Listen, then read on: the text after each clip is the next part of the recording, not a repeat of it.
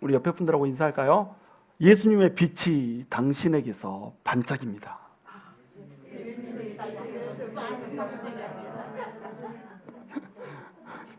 반짝인다고 하니까 어떤 분은 이렇게 하는 분도 있고, 반짝이면 이렇게 반짝이나요?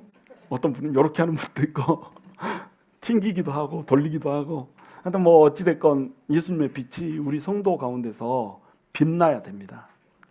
오늘 예수 우리들의 밝은 빛이라고 하는 제목으로 요한복음 1장 1절에서 18절 말씀 여러분과 함께 나누기 원합니다. 지금 요한은 예수님을 뭐라고 기록하고 있냐면 하나님이라고 기록을 하고 있는 거예요. 복음서가 4개의 복음서가 있잖아요. 이 4개의 복음서가 관점이 다 다르다고 그랬어요. 그래서 마태가 기록하는 예수님은 왕으로 오신 예수님, 마가가 기록한 복음서는 종으로 오신 예수님, 그리고 누가가 기록한 예수님은 인간으로 오신 예수님이에요. 그래서 예수님은 왕이시고 종이시고 인간이라는 거예요. 그리고 제사장이면서 동시에 제물로 오신 예수님을 기술하고 있는 게 마가복음이죠. 인간으로 왔다 이 말은 인간인 선지자를 얘기하는 거예요. 그래서 예수님은 왕이자 제사장이자 선지자로 오셨다는 거죠. 근데 이 세 가지의 복음서를 쭉 보고 나서 사도 요한이 바라보는 관점에서 한 가지 빠져 있는 게 있는 겁니다. 그래서 이 제4복음서라고 하는 복음서를 요한이 기록을 하게 되는 거예요. 제4복음서니까 네 번째 복음서죠. 가장 마지막에 기록돼 있고 이 활용 정점을 찍는 겁니다. 예수님은 기름 부으심을 받은 자라요. 예수 그리스도 이렇게 얘기하잖아요. 예수 그리스도 할 때 그리스도는 원래 히브리어인 메시아에서 왔어요. 메시아의 뜻은 기름 부음을 받은 자 이런 뜻이거든요. 그리스도도 뜻이 기름 부음을 받은 자. 예수님이 기름 부음을 받은 자라는 거예요. 구약 시대에 기름 부음을 받는 세 가지 직분이 있었단 말이죠. 하나는 왕이고 두 번째는 제사장이고 세 번째는 선지자래요. 그래서 기름 부음을 받았다 이 말은 예수님이 우리의 왕이자 제사장이자 선지자가 돼서 오셨단 말이에요. 그런데 예수님이 우리의 진정한 왕이 되기 위해서 한 가지 질문이 필요하다는 거예요. 마귀가 우리의 죄를 움켜쥐고 이 세상의 왕이 되어서 우리의 주인으로 지금 살고 있는 게 이 세상이란 말이죠. 그런데 예수라고 하는 분, 그 그리스도라고 하는 분이 이 마귀를 밟고 왕이 될 수 있는 분인가라고 하는 질문이 생기죠. 그렇죠? 또 제사장으로 오셨다 이 말은 무슨 얘기냐면 인간이 죄인이니까 제사를 드린단 말이에요. 죄인인 인간을 위해서 제사를 드려주면 이 하나님의 제사가 영원한 효력을 발휘해가지고 인간들을 구원할 수 있어야 된단 말이죠. 그러려면 이 제사에 쓰는 제물이 어때야 돼요? 흠도 없고 점도 없는 완벽한 제물이 돼야 되는 거예요. 또 인간을 대신해서 죽어야 되니까 인간이어야 되면서 허점이 없고 죄가 없어야 되니까 동시에 죄가 없는 인간이어야 된단 말이죠. 그러면 죄가 없는 완벽한 제물로서의 그리스도로 예수님이 적합한가? 그리고 제사를 한 번 드리면 영원히 사람들의 죄를 속죄해 줄 수 있는 완벽한 제사장으로서의 그리스도로 예수님이 적합한가라고 하는 질문이 생긴단 말이에요. 세 번째는 선지자인데 이 선지자가 하늘의 비밀을 가르쳐주는 사람이잖아요. 인간 선지자들은 하늘의 비밀을 완벽하게 가르쳐주지 않아요. 선지자들은 이전에도 많았어요. 근데 예수라고 하는 선지자가 필요하다 이 말은 뭐냐면 이 그리스도는 이미 하늘의 비밀을 전부 알고 있어야 된단 말이죠. 이 세 가지를 충족해야 되는 겁니다. 마귀를 죽이고 완벽하게 만왕의 왕으로서 모든 세상을 주관하는 왕으로서 오실 수 있는가? 또 제사장으로서 완벽한 제사를 드려서 한 번 제사를 드리면 영원히 죄를 속죄할 수 있는 이 제사를 드릴 수 있는가? 세 번째로는 하늘의 비밀을 완벽히 통달한 사람으로서 와서 하늘의 비밀을 다 가르쳐 줄 수 있는가? 라고 한 이 세 가지 조건을 충족해야 되는 겁니다. 이 세 가지 조건을 충족하려면 이분은 어떤 분이어야 될까요? 하나님이어야 되는 거예요. 하나님. 근데 이 하나님이 누구를 위해서 왔죠? 이 세상을 위해서 왔단 말이에요. 유대인을 위해서 온 게 아니에요. 모든 세상을 위해서 왔단 말이에요. 인류를 구원하기 위해서 왔단 말이죠. 그러면 인류를 구원해서 하나님이 오신다라고 하는 이제 개념이 유대인들한테도 이해가 되어져야 되고 또 헬라인들한테도 이방인들한테도 이해가 되어야 되잖아요. 그렇죠? 그래서 사도 요한이 차용한 단어가 뭐냐면 바로 이 말씀이라고 하는 단어입니다. 이 말씀이라고 하는 단어는 헬라어로 로고스예요. 로고스. 지금 신약 성경이 기록된 건 뭘로 기록돼 있죠? 헬라어로 기록돼 있죠. 히브리어가 아니에요. 헬라어로 기록돼 있어요. 헬라어로 기록됐는데 헬라어 로고스라고 하는 단어가 헬라 사람들에게도 하나님이란 뜻을 가져야 되고 히브리 사람들한테도 하나님이라는 뜻을 가져야 돼요. 그래야지 모든 인류에게 하나님이라고 하는 의미로 다가갈 수 있잖아요. 그래서 이제 이 로고스라고 하는 단어를 썼거든요. 이 헬라 철학에서는 절대 이성이라고 하는 개념이 있어요. 상대적 진리가 아닌 절대적 진리를 가르쳐주는 존재, 그 절대적 진리를 가지고 있는 존재가 반드시 있다라고 하는 거예요. 그리고 그 절대적 진리를 가지고 있는 분이 언젠가는 인간들에게 나타나서 그 절대적 진리에 대해서 가르쳐줘야 된다라고 하는 이런 사상이 헬라 철학에 있었다는 겁니다. 이것을 뭐라고 부르냐면 노고스라고 부르는 거예요. 인간에게 있어서 모든 진리는 상대적 진리거든요. 예를 들면 내가 강물에다가 몸을 담그고 있어요. 거기에다가 돌로 표시를 해놓고 1시간 있다가 다시 그 강물에 가서 표시된 강물에 딱 앉아있으면 나는 같은 강물에 앉아있을까요? 다른 강물에 앉아있을까요? 다른 강물에 앉아있죠. 왜? 물이 흘러갔거든. 다른 물이란 말이에요. 내가 어제 저녁에 TV를 보려고 소파 위에 앉아있었어요. 그리고 오늘 예배가 끝나고 나서 경건하지 못하게 또 TV에 앉는 거야. 그렇다면 그 소파는 같은 소파일까요? 다른 소파일까요?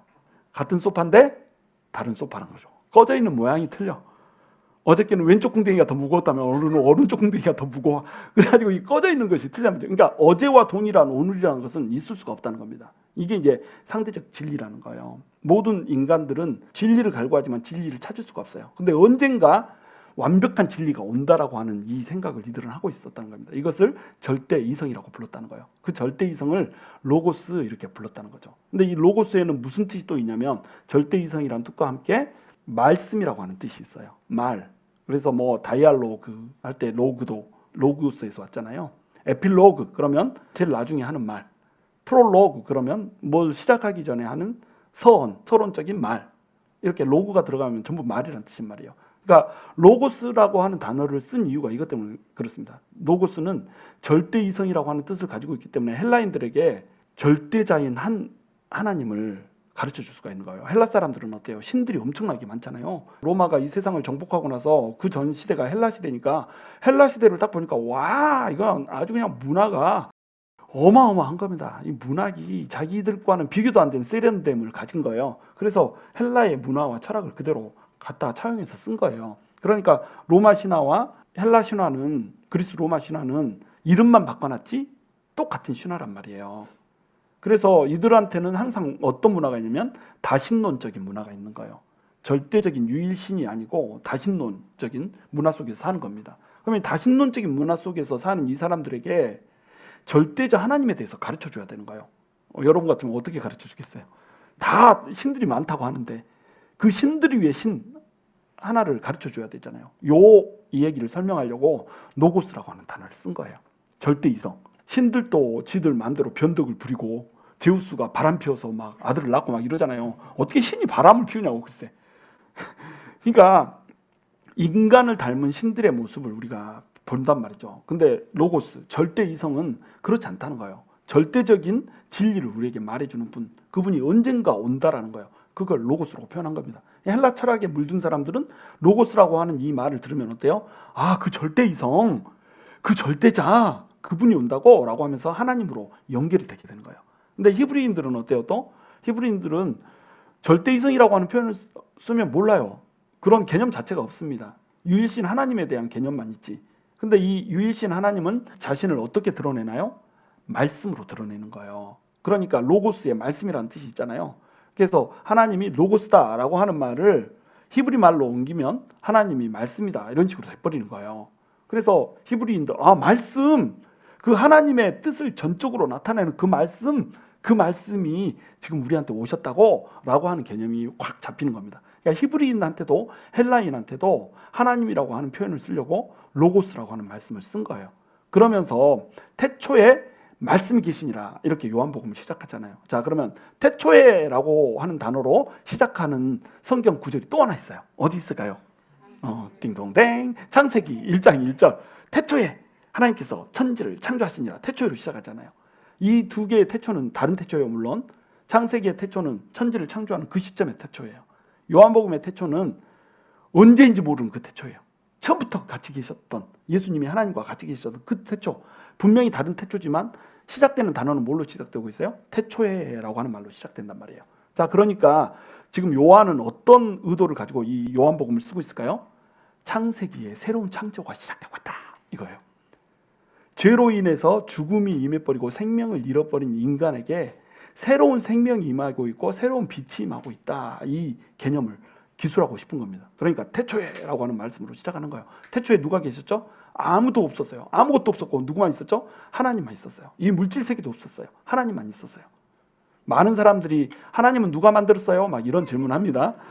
하나님은 누가 만들었어요? 이 질문을 하는 이유는 뭐냐면 사람들의 머릿속에 벌써 4살짜리 꼬맹이들이 이런 질문 많이 하거든요. 주일학교에 하나님은 누가 만들었어요? 막 이렇게 질문하거든요. 그러면 우리 주일학교 선생님들 이거 누가 만들었다고 대답을 해야 되지? 막 이렇게 뭐 원래부터 계셨어 이렇게 대답하면 어떻게 원래부터 계실 수가 있어요? 막 이렇게 질문에 꼬리에 꼬리를 물잖아요. 근데 사람들의 머릿속에 아주 어릴 때부터 어떤 개념이 사람들의 머릿속에 들어있냐면 세상이 어떻게 시작됐는가라고 하는 개념이 그 어린 마음에서부터 들어있는 겁니다. 이 세상이 시작되는 것은 어느 시점에서부터인가 존재하기 시작했다는 거죠. 그렇죠? 어느 시점에선가 존재하기 시작했다. 이 말은 뭐냐면 누군가가 시작했다는 거예요. 모든 존재하기 시작하는 것에는 원인이 있어요.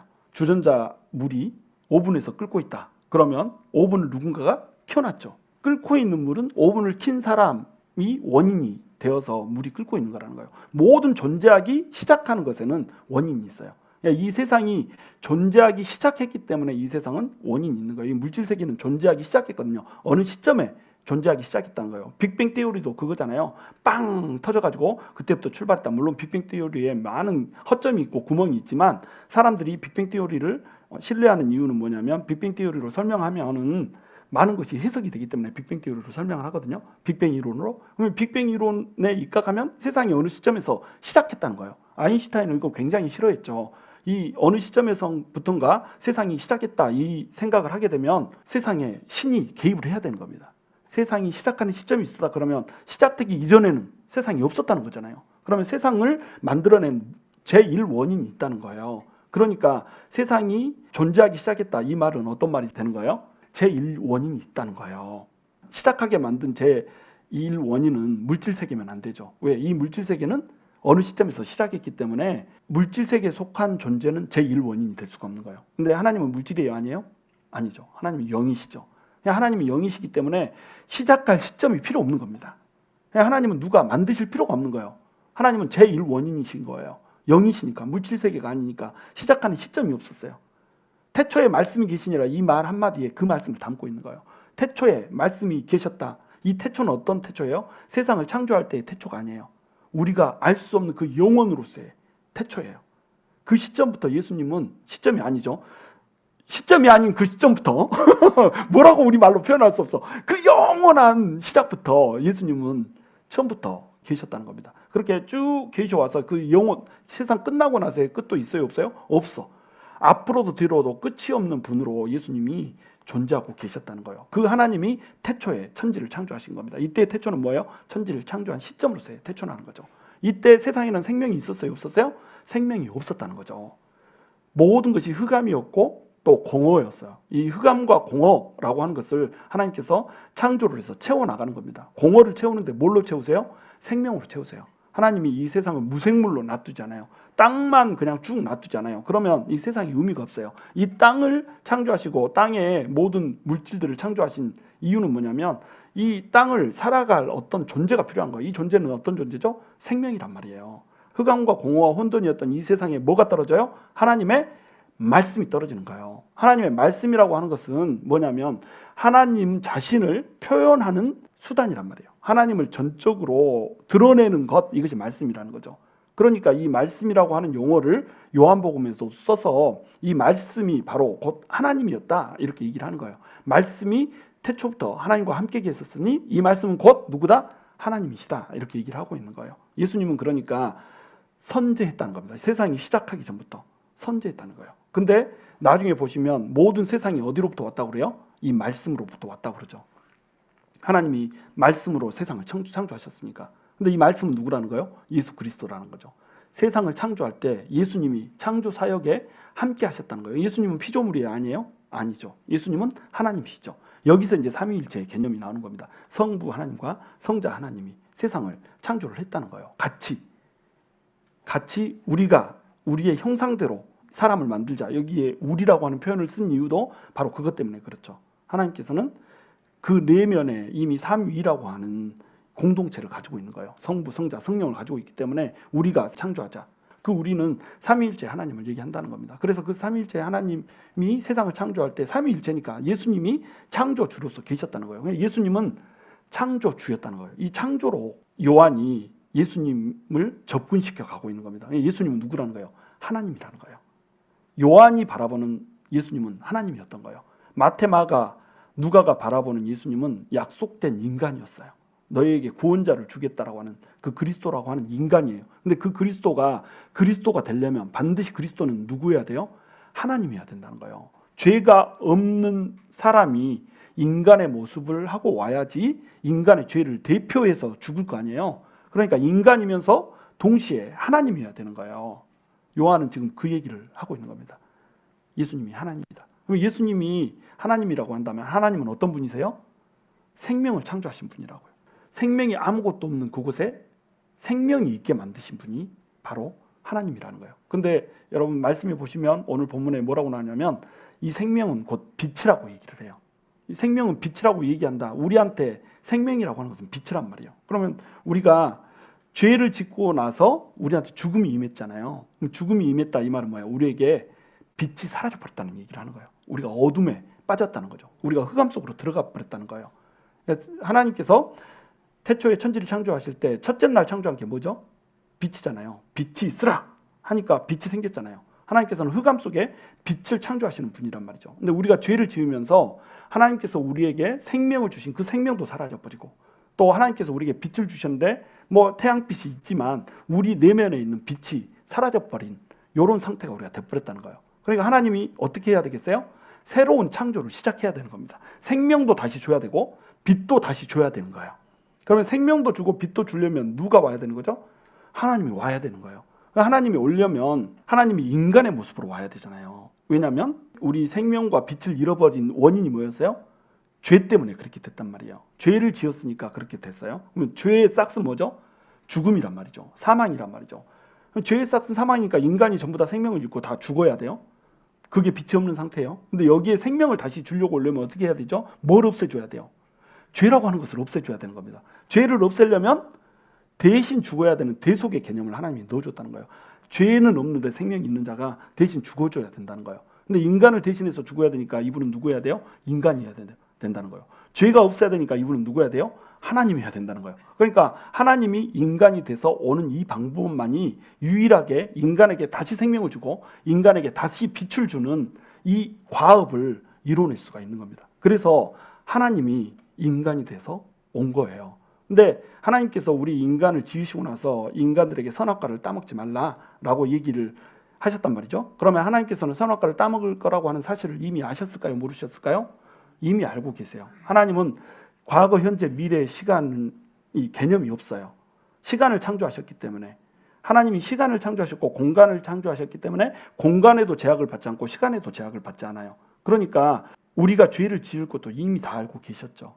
그래서 인간을 창조하기 이전에, 인간이 죄를 짓기 이전에, 세상을 창조하기 이전에 하나님과 예수님 사이에 구속의 언약이 있었어요. 이걸 평화의 은혼이 있었다라고 스가랴서 얘기하거든요. 스가랴서에서는 이미 사람이 죄를 지을 줄 알고 예수님과 논의를 했다는 겁니다. 죄를 지을 텐데, 죄를 지으면 생명을 잃고 빛을 잃을 텐데 이 생명과 빛을 잃은 것을 어떻게 다시 회복시켜 줄 수 있을 것인가라고 하는 그 의논을 이미 예수님과 하나님이 그 의논을 하셨다는 거예요. 그리고 이 인간이 죄를 지어서 흑암 속에 빠져들었을 때 예수님이 이 땅에 오셔서 인간을 대신해서 죽으심으로 이 일을 이루셔버렸다는 거예요.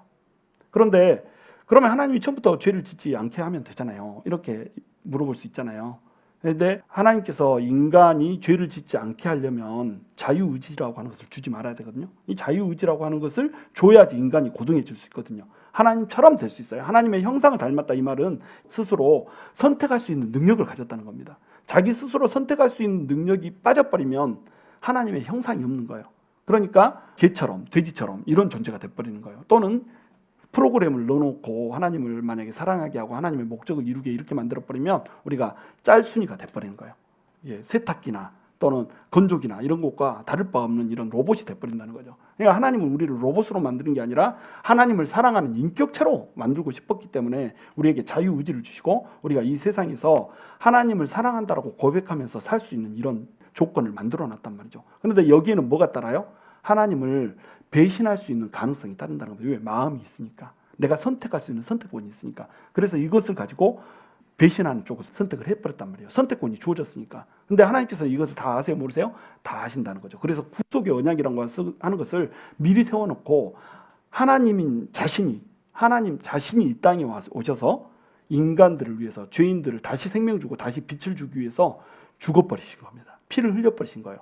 그러니까 여기에서 사람들이 하나님께 항변할 수 있는 그 어떠한 가치도 없어지게 돼버린 거예요. 그 어떤 소지도 없어지게 돼버린 겁니다. 왜? 하나님 자신이 와가지고 인간에게 생명 주시려고 주어버렸으니까요. 그러니까 당신이 어떻게 인간을 피조물로 만들어 놓고 그런 선택을 할 수 있어요? 어떻게 인간들이 범죄를 할 줄 알고 있으면서도 인간들에게 자유의지를 줄 수 있어요? 그럴 거면 만들지나 말지 이런 식으로 말을 할 수가 없다는 겁니다. 왜? 하나님이 직접 오셔서 인간에게 생명과 빛을 주기 위해서 죽어버리셨기 때문에. 요거를 이제 임마누엘이라고 부르는 겁니다. 임마누엘, 우리말로 하면 왠지 욕 같지만 이 말씀도 굉장한 의미를 담고 있어요. 임마누엘이라고 하는 단어의 뜻이 뭐냐면 엘이 하나님이라는 뜻이잖아요. 임마누는 무슨 뜻이냐면 하나님이 우리와 함께 계신다는 뜻이에요. 그러니까 임마누는 우리와 함께 있다 이런 뜻이고 엘은 하나님 이런 뜻이에요. 임마누엘을 다 합치면 하나님이 우리와 함께 계신다는 뜻이 되는 거예요. 이 임마누엘의 하나님이 이사야서에 이미 등장을 했죠. 이 임마누엘의 하나님이 우리 가운데 와서 우리 중에 거하게 될 것이다. 이걸 이제 우리말로는 성육신 이렇게 표현을 하죠. 하나님이 육신이 돼서 우리 가운데 왔다는 거예요. 1장 14절을 보시면 그 말씀이 육신이 되어 우리 중에 거하심에 우리가 그 영광을 보니 아버지의 아들의 영광이요 은혜와 진리가 충만하더라. 이렇게 나와 있잖아요. 줄줄줄 외우죠. 여기만 외워요. 여기만 외워. 막 외우는 거 아니에요. 태초에 말씀이 계시니라 이 말씀이 하나님과 함께 계신 이 말씀을 곧 하나님이니라 해놓고 1장 14절에 뭐라고 그래요? 이 말씀이 육신이 되어 우리 중에 거하심에 우리가 그 영광을 보매 아버지의 독생자의 영광이고 은혜와 진리가 충만하다라고 이렇게 놨단 말이에요. 그러니까 말씀이신 하나님이 우리 가운데 거기서 우리와 함께 했다는 거예요. 이게 이제 임마누엘이거든요. 이게 히브리어로 임마누엘인데 이걸 헬라어로 번역할 때도 어떻게 해요? 엠마누엘 이렇게 번역을 하는 겁니다. 예, 임마누엘이라고 할 때 이 M-A-N 이것은 어원적으로 볼 때 맨션 알죠? 맨션이 뭐 하는데요? 저택이잖아요. 저택. 맨션에서 산다 그러면 저택이라는 뜻이에요. 맨이 들어가면 사람이 사는 곳, 거주라는 뜻이에요. 엘은 그 말 그대로 하나님이죠. 하나님이 거주한다. 근데 임이 들어가면 뭐예요? 인에서 왔잖아요. 안에. 우리 안에 하나님이 거주한다. 히브리어로 얘기해도 하나님이 우리 중에 거한다. 헬라어로 얘기해도 하나님이 우리 중에 거한다. 영어로 얘기해도 하나님이 우리 중에 거한다. 이런 어마어마한 뜻을 가지고 있으니까요. 놀라지를 않아. 우리 성도들은 너무너무 이렇게 점잖하고 고상하고 이렇게 하여간 하나님이 우리 중에 계신다라고 하는 뜻이 임마누엘이란 말이에요. 그러면 예수님이 지금 우리 중에 거한 거잖아요. 예수님 우리 중에 거한 이유가 뭐예요? 구속의 언약이라고 하는 것 때문에 임했다는 겁니다. 우리의 죄를 사해 주시고 생명이 없는 우리한테 생명을 회복시켜 주시고 빛이 잃은 우리한테 빛을 회복시켜 주려고 예수님이 왔다는 거예요. 오늘 본문에서는 4가지 정도로 예수님이 이 땅에 오신 목적을 얘기해요. 첫 번째는 뭐냐면 생명과 빛을 줬다는 거예요. 두 번째는 뭐냐면 율법과 멍에로 둘러싸이는 것을 은혜와 진리로 충만하게 주려고 왔다는 거예요. 모세에게는 율법을 줬다라고 얘기하죠. 그런데 율법은 뭐예요? 율법은 우리를 구원할 수 있어요, 없어요? 우리를 구원할 수 없어요. 율법을 주면서 네가 이 율법대로 살면 구원받을 수 있다라고 얘기했어요.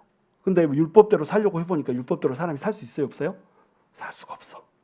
율법은 멍에가 되는 거예요. 멍에가. 죄와 사망의 법이라고 불러요. 그럼 율법을 주신 목적은 뭘까요?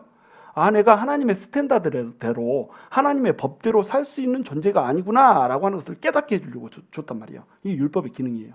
율법의 기능은 우리가 죄인이고 하나님의 도우심이 없이는 한 줌의 소망도 없는 존재구나 하는 것을 깨닫게 해주려고 율법을 줬단 말이에요. 그래서 율법의 선포는 뭐죠?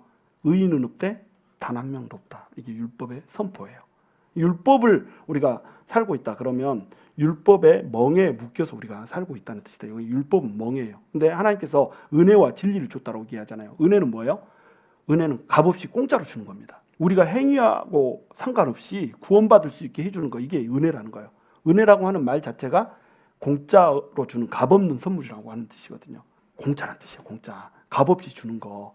율법은 뭐예요? 내가 애쓰고 막 수고하고 막 이렇게 해가지고 그걸 지켜내야 되잖아요. 값이 없는 게 아니에요. 값이 들어가요. 그런데도 그 값을 치르고 나서 구원을 받을 수 있어요? 없어요? 구원을 못 받아. 근데 예수님은 뭐예요? 은혜예요. 은혜. 공짜로 주는 선물이니까요. 예수님이 있으면 구원을 받아버리는 거예요. 그리고 진리예요. 진리는 뭐예요? 진리가 너희를 자유케 하리라 이렇게 했잖아요. 우리한테 멍해를 주는 분이 아니라 자유를 주기 위해서 오셨다는 겁니다. 세 번째로는 구원받고 나면 우리가 어떤 존재가 되죠? 성령님이 우리한테 오니까 하나님의 자녀가 되는 거예요. 거기 보면은 영접하는 자, 곧 그 이름을 믿는 자에게는 하나님의 자녀가 되는 권세를 주셨으니 이렇게 나오잖아요. 오늘 본문에 하나님을 영접하기만 하면 하나님의 자녀가 되게 해주겠다 이거예요. 하나님의 원수되었던 자가 뭐가 된다는 거예요? 하나님의 자녀가 되겠다는 겁니다. 그러면 이 하나님의 자녀가 된 사람은 어떤 사람인가요? 육에 속한 사람이 아니라 어디에 속한 사람? 영에 속한 사람이라고 하는 뜻이 되는 거예요. 그래서 요한이 얘기하고자 하는 바는 뭐냐면 임마누엘, 예수님이 우리 가운데 왔다는 거예요. 예수님이 오신 목적이 뭐라는 거예요? 첫 번째는 우리에게 생명과 빛을 주기 위해서, 두 번째는 우리에게 은혜와 진리를 주기 위해서, 세 번째는 우리가 하나님의 자녀되게 하기 위해서, 네 번째는 육의 사람이었던 우리가 영의 사람이 되게 하기 위해서. 영의 사람이 되면 우리가 어때요? 성령에 속한 사람이기 때문에, 하나님에 속한 사람이기 때문에 하나님의 시민권자로 살 수가 있게 되거든요. 육신에 질질 끌려서 살던 그 인생이 쫑나고 이제는 하나님이 가르친 대로, 하나님이 인도하는 대로 이렇게 살 수가 있게 되거든요. 그래서 하나님께서는 이 땅 위에 인간이 되어서 오셨던 겁니다. 인간이 돼서 오셔서 우리에게 그 모든 것들을 주기를 원했던 거예요. 첫 번째 이 생명과 빛, 이것을 주기로 하시고 오셨다는 말은 뭐예요? 우리가 죽음 가운데 있다는 거예요. 우리가 어둠 가운데 있다는 겁니다. 여러분, 우리가 어둠 가운데 있어요. 그리고 우리는 죽음 가운데 있어요. 많은 사람들이 생명의 기원에 대해서 연구를 하잖아요. 생명은 누구한테서만 와요? 오직 하나님한테서만 와요. 생명은 절대 스스로 생겨날 수가 없습니다. 무생물에서 생명이 생겨날 수 있다라고 말하면 이거는 과학적으로 우리 눈에 검증된 것을 정면으로 거부하는 것이 돼요. 과학자들 뿐만 아니라 우리는 전부 다 뭘 발견하면서 살아가요? 모든 생명은 생명체에서만 태어난다는 것을 우리는 증명받고 살아가고 있어요. 그렇죠? 구더기가 어디서 와요? 그냥 썩은 고기에서 구더기가 태어나나요? 파리가 있으니까 구더기가 나오는 거예요. 근데 이 생명체들이 자기 힘으로 자기가 생겨나서 만들어질 수 있다, 이렇게 생각하면 이거는 무식해도 한참을 무식한 겁니다. 근데 하버드 교수라고 하는 사람들, 노벨상 받았던 사람들, 이런 사람들이 생명이 자기 혼자서 생겨났다고 하는 것을 믿고 살거든요. 그 사람들이 어리석어서 그럴까요? 그 사람들 저보다 더 똑똑해요. 그런데 그 사람들은 그렇게 믿어요. 왜 그러냐면 빛 가운데 있지 않아서 그래요. 자, 무생물이 어떻게 해서 생명이 되냔 말이에요. 어떤 사람은 이 생명체가 생겨난 것이 어떤 따뜻한 연못에서 생겨났다고 그래요. 데폈죠. 어떤 사람은 이게 이제 말이 안 되니까 해저 열수구에서 생겼다고 그래요. 이제 끓였죠. 또 어떤 사람은 저기 남북극에 있는 정유석에서 생겼다고 그래요. 끓여도 안 되니까 이제 얼렸죠. 그 다음에 그래도 안 되니까 빵 터졌다고 그래요. 열 폭발에 의해서 생겼다고 그래요. 해도 안 되니까 이제 폭발을 시켜버린 거예요. 지지고 볶고 삶고 해도 생명이 어떻게 무생물에서 생겨나냔 말이에요. 그래서 뭐 어떤 사람들은 핵산이 지지고 볶고 했더니 핵산 배열대로 생겨났더라 막 이렇게 하면서 DNA가 이렇게 생겨났어 이렇게 주장하는 사람도 있거든요. 근데 DNA 생겨나게 만들려고 뭘 넣어줬어요? 그 사람은 실험할 때 염기들 넣어줬잖아요. 거기에 당 성분 넣어줬잖아요. 자기가 배합했잖아요. 그리고 끓였잖아요. 자기가 시켰잖아요. 이런 과정들을 누가 했어요? 자기가 했단 말이에요. 디자이너가 했단 말입니다. 실험을 디자인하고 소스를 집어넣어놓고 했단 말이에요. 그런데 고작 뭐가 생겼어요? 그냥 염기 배열을 갖춘 이 뉴클레오타이드가 생겼단 말이에요. 그냥 DNA도 아니고 DNA 분절이 생겨나는 겁니다. 그걸 갖고 와 쌍아우리 생겼다 막 이러고 있는 거예요. 그래가지고 뭐 여기 막 제일 좋은 페이퍼에 내고 저명한 학자네 어쩌네 이러고 있단 말이죠. 이것이 전부 어리석은 짓이라는 겁니다.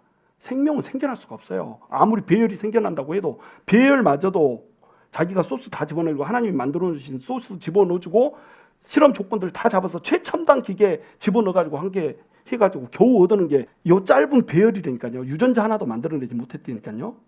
그런데 그거 놓고 생명이 무생물에서 생겨날 수 있다라고 아직까지 한 번도 검증되지 않은 주장을 하는 겁니다. 얼마나 어리석어요. 그 어리석은 짓을 우리 인류 중에서도 가장 똑똑하다는 사람들이 주장을 하고 있는 거예요. 왜 그래요? 어둠 속에 있거든요. 어둠 가운데 있으니까 눈이 이렇게 된 거예요.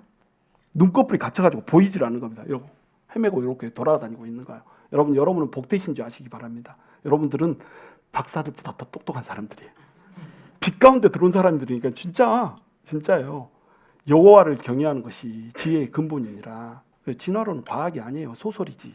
생명은 하나님으로만 오는 겁니다. 생명을 주는 것도 하나님이고 생명을 취하는 것도 하나님이에요. 많은 인간들이 영원히 사는 방법을 개발하려고 뭐 라피즈 라줄리 뭐 이런 것도 하고 불사초도 찾으러 다니고 막 이런데 모든 연구들이 다 헛수고라는 거죠. 그런 데다 투자할 시간 있으면 어떻게 인류에 더 복이 될 방향을 찾을까? 여기에다 더 리소스를 사용해야죠. 세금 내놨더니 그 아까운 세금 갖다가 핵산이 스스로 생명이 될 수 있는지 이런 헛된 연구에다 쓰고 있으면 속 상하지. 돈 아깝죠. 그죠? 하여튼간 생명은 생명으로부터만 생길 수 있다는 거예요. 근데 하나님께서 생명을 주셨는데 이 생명이 어떻게 해서 이루어졌어요? 죄 때문에 이루어졌다는 겁니다. 그래서 우리는 빛을 잃어버렸어요. 하나님께서 생명을 회복시키시고 빛을 우리 가운데 회복시킨다. 이 말은 뭐냐면 우리 가운데 죄로 인해서 임해버린 흑암이 걷어진다는 거예요. 우리는 예수님을 믿고 빛 가운데 나와서 그 빛 안에서 살고 있어요. 근데 우리가 빛 안에서 살고 있어도 여전히 빛이 없는 어둠의 방들을 우리의 심령 가운데 안고 살아요. 우리 심령은 뭐하고 똑같냐면 양파 껍질과 똑같아요. 빛이 임해가지고 분명히 양파가 빛을 봤는데 그 속 내면은 빛을 못 본 거예요. 그래서 껍데기를 까내면 그 속이 빛을 보죠. 그리고 껍데기를 또 까내면 그 속이 또 빛을 보죠. 여러 가지 방이 있는 거예요. 우리 마음속에.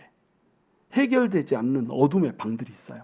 이 어둠의 방들이 예수 그리스도라고 하는 빛을 깊게 만나면 깊게 만날수록 하나씩 꺼풀이 벗겨지고 그 벽이 깨지면서 빛이 들어오게 되는 거예요. 그러면 우리 속에 내면에 있는 흑암의 방들, 어둠의 방들이 거쳐지기 때문에 어떻게 되겠어요? 하나님 안에서 성화를 이루면서 살게 된다니까요. 저도 그래요. 저도 목사지만 아직도 내 안에 빨간 단추가 한 연한 핑크색 정도? 이 정도로 남아있다니까요. 딱 그 단추를 눌러버리면 뚜껑이 열릴둥 말둥 하는 부분이 있어요. 우리 모든 인간에게 빨간 단추가 있잖아요. 그 빨간 단추가 있는 이유가 뭔가요? 그게 흑암의 방인 거예요. 어둠의 방인 거예요. 그 방을 누가 건드리지 않아야 되는 거예요. 근데 그 방을 딱 건드리는 순간에 빼 하면서 뻥 폭발을 해버리는 겁니다. 인생을 살다 보면 어마어마한 상처들을 받고 살잖아요. 내가 당하지 않아야 될 일들을 당하고 살아요. 그러면 거기에 뭐가 생겨요? 나만의 벽이 생긴다니까요. 벽이 생기면 이 구역은 빛이 들어오지 못하는 구역인 거예요. 예수를 만나도, 예수님이 인격으로 만나도 어둠 속에서 빛으로 나와서 구원을 얻었지만 이 구원이라고 하는 전체적인 빛을 받았어도 내 내면에 있는 어둠의 방, 여기에서부터는 우리가 탈출을 못한 겁니다. 방 탈출 게임을 해야 되는 거예요. 빨간 단추 누르면 뻥 터지는 게 아니라 이 빨간 단추 안에 있는 흑암이 사라져야 된단 말이죠. 그거를 해주는 게 누구예요? 바로 예수님의 빛이라는 거죠. 예수님의 빛 가운데로 우리가 나오지 않으면 이것을 할 수 있어요? 없어요? 없어요. 왜 그러냐면 오늘 본문에도 뭐라고 나와요?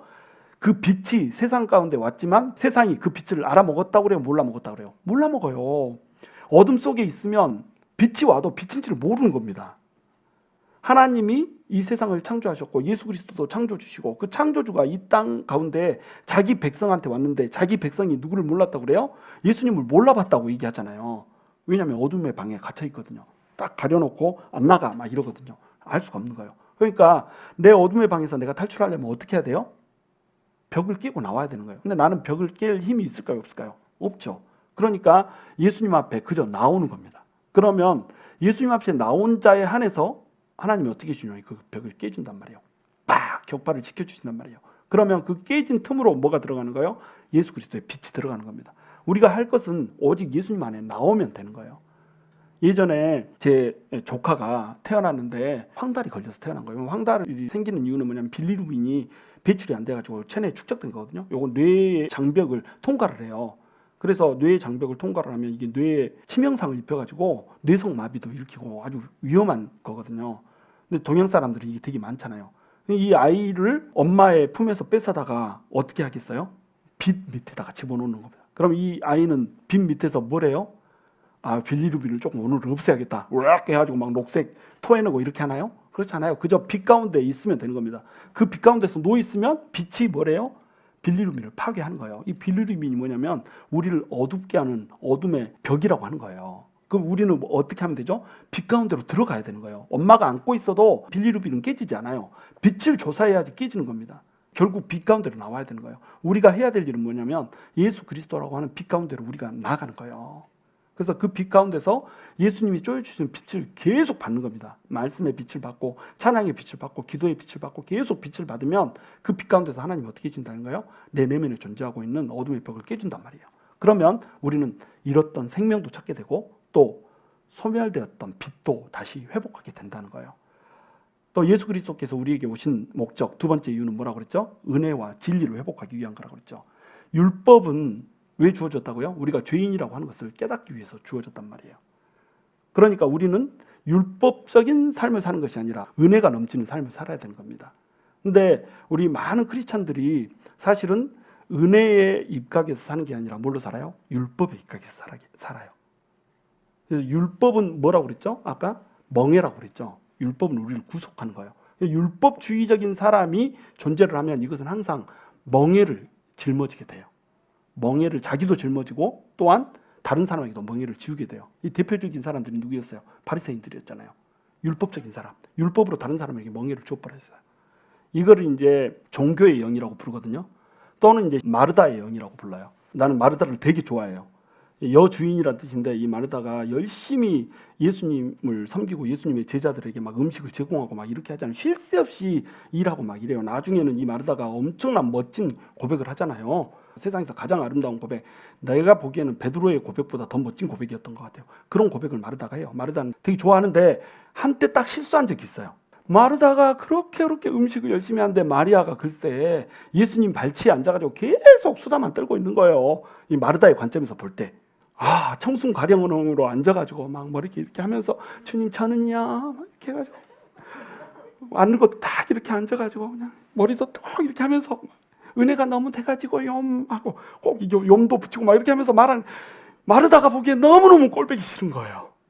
그래가지고 주님 저것 좀 이리 와서 나의 일을 좀 도우게 하소서 이렇게 얘기하잖아요. 이거 누구한테 따지고 있어요? 예수님한테 따지고 있는 거예요. 왜 예수님한테 따지고 있죠? 마리아가 좀 와서 일하게 하려면 예수님이 말 좀 그만해야 될 거 아니에요. 나 도와서 일해야 되는데 왜 예수님이 자꾸 말을 걸어가지고 못 오게 만드냔 말이에요. 그리고 일 안 하고 있으면 가서 좀 일해서 도와라. 그래야지 제자들 먹일 수 있지. 이렇게 해서 좀 가르쳐줘야지. 어떻게 예수님이 계속 수다만 떨고 앉아있고 지금 모델이 안 되고 있다 이거죠. 그래서 마리아뿐만 아니라 누구도 지금 탓하고 있어요? 예수님도 탓하고 있는 겁니다. 마르다가 지금 이러고 있어요. 이걸 이제 마르다의 영이라고 그러거든요. 마르다가 전체적으로 너무 괜찮은 사람인데 요때 딱 실수한 요걸로만 이제 얘기하는 겁니다.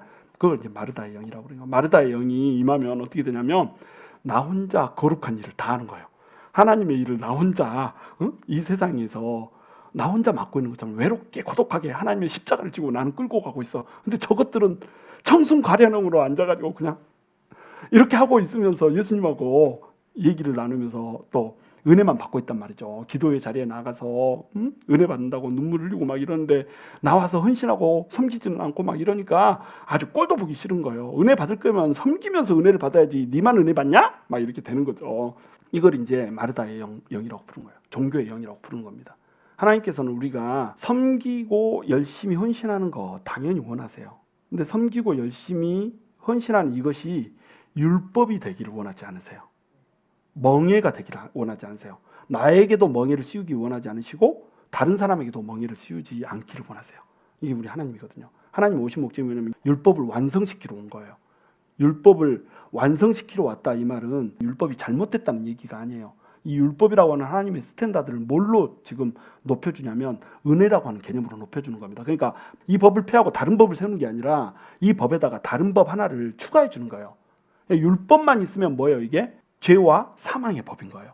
그런데 여기에 은혜가 더해지면 뭐가 되는 거예요? 생명의 성령의 법이 되는 겁니다. 이 은혜의 법은 뭐예요? 너네가 율법대로 살아야 돼. 근데 율법대로 못 살지? 그러니까 나한테 와. 내 빛 아래로 와. 내 빛 아래에서 내 빛을 조사하고 내 은혜 가운데서 일해. 그러면 너네는 살 수 있어. 이 법 하나를 똑 더해놓은 겁니다. 예수 그리스도의 피가 있으면 너네가 율법대로 못 살아도 살 수 있어 라고 하는 법을 더해놓는 겁니다. 그러니까 율법이 완성이 되는 거예요. 율법이 있는데 이 율법은 하나님이 주신 거기 때문에 이 율법은 소중한 거거든요. 근데 율법이 완성되지 않은 이유는 뭐예요? 한 점이, 가장 중요한 점이 빠져 있는 거예요. 이 점이 뭐냐면 은혜로 구원받는다는 점입니다. 이 점을 예수님이 와서 점을 딱 더해주는 거예요. 그러니까 율법이 완성돼 버리는 거예요. 그러니까 율법이 완성되면서 이제 우리는 어떤 법 안으로 들어가는 거예요? 죄와 사망의 법에서 성령의 생명의 법으로 옮겨져 버린다니까요. 그러면서 율법과 멍에에서 뭘로 옮겨져요? 은혜와 진리로 옮겨져 버리는 겁니다. 그래서 우리 교회 모토를 제가 뭘로 했어요? willingly라고 모토를 정해놨다니까요. willingly 이 말은 원할 때만 섬겨라 이 말이 아니에요. 원할 때만 섬기는데 항상 원해라 이 말이에요. 엄청난 스탠다드인 겁니다. 그러니까 기꺼이 섬기는데 섬기는 것이 힘든 게 되지 않아야 된다는 거예요. 우리가 식사를 이렇게 돌려서 준비할 수 있는데 식사를 왜 돌리지 않는지 아세요? 혹시 이게 율법이 돼가지고 자기 턴이 돌아오는 거 어렵다고 툴툴대면서 할까봐 식사 턴 안 돌리는 거예요. willingly 하는 그 시점까지 기다리는 겁니다. 여러분 willingly 한다는 건 뭐냐면요. 하면서 즐거운 거예요. 너무 막 열심히 하다가 여기서 피가 딱 터져서 흐르고 있어요. 근데 표정은 어때요? 피 흐르는데 너무 좋아. 이쪽도 빵 터져서 흐르는데 이러면서 섬기는 겁니다. 이게 섬김이거든요. 하나님이 이 섬김을 원하는 거예요. 웃으면서 즐겁게 피가 흐르는데도 이 피를 기쁨으로 맞이하면서 뛰는 이 전사들 봐보세요. 진짜 용맹한 전사들 봐보세요. 칼 휘두르면서 가는데 막 온몸이 상처투성이죠. 그런데 이 전쟁의 승리 이것 때문에 막 행복해하면서 칼을 휘두르잖아요. 이게 전사거든요. 전사의 영성을 가져야 되는 거죠. 근데 이 전사의 영성은 어디서 와요? 은혜와 진리에서 온단 말이죠. 율법으로 억지로 일하는 데서는 절대 행복이 없어요. 그리고 어떤 율법주의적인 사람이 하나 있으면 이 율법주의적인 사람 때문에 주변 사람들도 전부 다 행복과 빛을 잃어버려요. 그러니까 은혜와 진리로 일을 하라는 겁니다. 은혜와 진리로 일하면 어떻게 되겠어요? 진리에는 뭐가 있어요? 자유함이 있죠. 은혜에는 뭐가 있어요? 공짜가 있죠. 공짜로 받은 이 은혜 안에서 자유케 하는 그 진리로 막 일하게 되는 겁니다. 그러니까 어떻게 되겠어요? 교회가 신이 나는 거예요. 교회만 가면 맨날 일하고 맨날 허리 부러지게 막 설거지하고 막 이렇게 하는데 얼굴은 웃고 있는 거예요. 집에서는 설거지 시키면 성질내고 막 이러면서 교회 와서는 막 웃으면서 뭐 노래하면서 할렐루야 하면서 이렇게 설거지하고 이렇게 물론 집에서도 웃으면서 해야 되겠죠. 그런데 집에서 웃지 못하고 하는 건 뭐예요? 이게 설거지라고 하는 게 쉬운 일이 아닌 거예요. 어려운 일이죠. 그러니까 웃지 못하는 건데 이것이 주님을 위한 일이라고 하는 생각이 드는 순간에 기쁨이 되어버린다는 거예요. 이게 이제 은혜와 진리거든요. 은혜와 진리를 하나님께서는 회복시켜 주시기 위해서 왔단 말이죠. 그 은혜와 진리 가운데서 우리가 살아야지 율법과 멍에 가운데서 살면 안 된다는 거예요. 그러니까 모세한테는 율법과 멍에를 줬는데 예수님을 통해서는 뭘 줬다고 그래요? 은혜와 진리를 줬다고 얘기를 하는 겁니다. 그 은혜와 진리 가운데 거하면 우리가 뭐가 되는 거예요? 하나님의 자녀가 된다니까요. 이전에는 뭐였어요? 하나님의 원수였다니까요. 마귀의 자식이었다니까요. 두 개가 이분법적으로 계속 비교가 되고 있죠. 죽음과 생명이 비교되고 있죠. 흑암과 빛이 대조가 되고 있죠. 또 멍에와 자유가 대조되고 있죠. 율법과 은혜가 대조되고 있죠. 이제 뭐가 대조되고 있어요? 마귀의 자식과 하나님의 자식이 대조되고 있는 겁니다. 그리고 육에 속한 사람과 영에 속한 사람이 대조가 되고 있는 거예요. 육신에 속한 사람은 어때요? 율법에 매여서 살아요. 율법에 매여서 살다 보면 기쁨이 사라지는 겁니다. 그게 육에 속한 사람이에요. 육에 속한 사람은 또 어때요? 내 정욕에 잡혀서 살아요. 육신이 이끄는 대로 살아요. 짜릿할 것 같아요. 그래서 내가 즐거워 보이는 거 이런 것들을 누리면서 살려고 막 애를 써요. 근데 그것이 나를 처음에는 짜릿하게 하지만 나를 결국 어디로 이끌고 가죠? 파멸로 이끌고 간다니까요. 마약 같은 거예요. 마약 처음에 먹으면 뽕 가가지고 나 안 해봐서 모르지만 뭐 옛날에 이제 우리 친구들 보면은 가스 불고 막 이랬거든요. 본드 불고 막 이랬었거든요. 봉지에다가 이제 넣어놓고 막 얼굴을 대고 막 이렇게 하더라고요. 그래놓고 나서 갑자기 막 손을 막 이렇게 하면서 막 이렇게 하고 막 이래요. 그래서 너 뭐 하는데? 그러면 광선이 나가고 있어 막 이렇게 하고 나 날아가고 있어 지가 슈퍼맨이 돼가지고 막 이렇다는 거예요. 자 이렇게 하면 어때요? 그때 당시에는 기분이 좋죠. 짜릿한 것 같죠. 근데 나중에 되면 뇌가 다 파괴가 되잖아요. 부탄가스 막 이런 거 마시고 또 본드 마시고 막 이렇게 되면 아주 몸이 망가지는 거예요. 마약도 마찬가지죠. 세상에 육신의 사람에 대해서 육신의 짜릿한 거, 육신을 쾌락을 주게 하는 것 이런 것들을 쫓아가면 그때는 당장 즐거워요. 근데 그 길은 필경 어디로 향하는 길이에요? 사망으로 향하는 길이고 멸망으로 향하는 길이란 말이죠.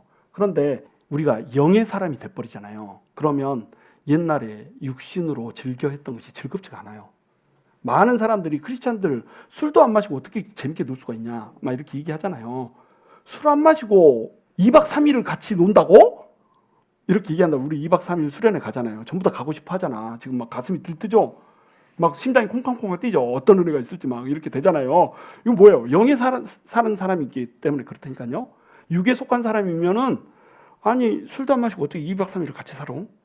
미쳤어? 이렇게 된단 말이죠. 육신에 속한 사람과 영에 속한 사람은 출발점 자체가 틀려요. 즐기는 것 자체도 틀려요. 천국에 가면 우리 천국에 가서 맨날 뭐 하면서 재밌게 살 수 있을까 이런 식으로 생각하잖아요. 이거는 우리가 완전히 영에 속한 사람이 되잖아요. 그러면 우리의 가치가 달라져요. 어떤 것이 즐겁고 어떤 것이 행복한지 이 가치가 달라져 버린다니까요. 마약에 중독된 사람한테 천국 가면은 마약이 없다라고 얘기하면 어떻게 될까요? 거기서 어떻게 살아? 이렇게 할 거 아니에요. 육에 속한 사람이니까. 근데 영에 속한 사람은 어때요? 마약보다 더 짜릿한 게 있다니까요. 하나님에게 속해 있기 때문에 너무너무 측량할 수 없는 그 행복이 있다니까요. 육에 속했을 때 가지고 있는 내 관점과 영에 속했을 때 갖는 내 관점이 완벽히 달라지는 겁니다. 그러니까 잣대도 틀려지고 삶의 형태도 틀려지고 내가 추구하는 이상도 틀려지고 내가 꿈꾸는 비전도 틀려지는 거예요. 하나님께서는 우리에게 이러한 것들을 주시기 위해서 와셨단 말이에요. 우리 가운데. 그럼 우리는 이제 어떻게 살아야 되나요? 우리는 그 빛을 받은 자로 살아야 돼요. 날마다 하나님의 빛 가운데로 예수의 빛 가운데로 나가서 우리 속에 있는 모든 어둠의 벽들을 흑암의 벽들을 깨쳐내야 돼요. 그리고 내 속에 진짜로 존재하고 있는 하나님의 형상 이것이 영롱하게 빵 터져서 하나님 앞에 드려질 수 있게 만들어야 된단 말이죠. 그리고 지금도 이 세상 가운데서 빛을 찾지 못하고 생명을 찾지 못하고 흑암 속에서 살아가고 있는 사람들을 위해서 우리는 어떻게 해야 돼요? 예수님이 보내졌던 것처럼 우리도 보내져야 된다는 거죠. 우리가 가는 그 자리가 임마누엘의 자리가 돼야 돼요. 우리 안에 뭐가 있어요? 하나님 있잖아요. 우리 안에 성령님이 있잖아요. 우리가 가는 그 자리는 어떤 자리가 돼요? 성령님이 있는 자리가 돼버린다니까요. 우리가 있는 그 자리가 어떤 자리가 돼버려요? 임마누엘의 자리가 돼버린다는 거예요. 우리가 하나님이란 뜻이 아니에요. 우리 안에 있는 하나님 때문에 사람들이 우리가 있는 자리에서 하나님을 발견해버리는 겁니다. 마치 예수님을 통하여서 하나님을 발견하듯이 예수님이 이전에는 하나님을 본 자가 없으나 성육신하신 예수님이 왔으므로 세상이 하나님을 보게 되었더라. 이렇게 말씀을 맺고 있잖아요. 그렇죠?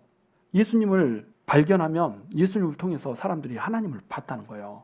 그러면 우리는 성령님을 품고 사는 사람이잖아요. 하나님 우리 안에 내재해서 살고 있는 사람이잖아요. 그럼 우리를 통해서 사람들이 뭘 봐야 돼요? 하나님을 봐야 된다니까요. 예수님은 우리들의 밝은 빛이지만 우리는 사람들을 향해서 빛을 던지는 하나님의 빛이 돼야 된단 말이죠. 성탄이 이제 다가와요. 24일이면 이번 주 금요일이면 이제 성탄 전야가 되고 그 다음 날에는 성탄절이 되는데 성탄 때 생각해야 되는 게 바로 이거예요. 어떻게 하면 예수님의 빛 안으로 들어갈 수 있을까? 어떻게 하면 예수님의 빛을 드러내는 삶을 살 수 있을까? 어떻게 하면 예수님의 빛을 더 효율적으로 반사해서 사람들에게 하나님의 빛을 밝혀주는 사람이 될 수 있을까? 이거 고민하면서 지내야죠. 저와 여러분이 예수 그리스도의 빛 가운데서 우리의 모든 어둠을 깨치고 세상 가운데 예수 그리스도의 빛을 전하게 되는 그런 아름다운 은혜가 있게 되기를 주님의 이름으로 축원합니다.